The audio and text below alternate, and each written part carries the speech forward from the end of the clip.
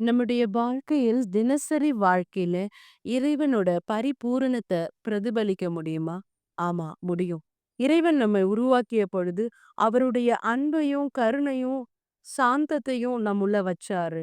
நாம் பேசும் வார்த்தைகளில் அன்பு இருந்தால், நாம் செய்யும் செயல்களில் கருணை இருந்தால், நாம் வாழும் வாழ்க்கையில் நேர்மை இருந்தால், அப்பொழுது நம்முடைய வாழ்க்கை இறைவனின் பரிபூரணத்தை உலகிற்கு காட்டும் ஒளியாக மாறும். சில நேரங்களில் கோபம் வரும், சில நேரங்களில் மனம் உடையும். ஆனால் அந்த நேரங்களில் கூட இயேசுவின் அன்பை நினைத்தால் நம்முடைய இதயம் மாற ஆரம்பிக்கும்.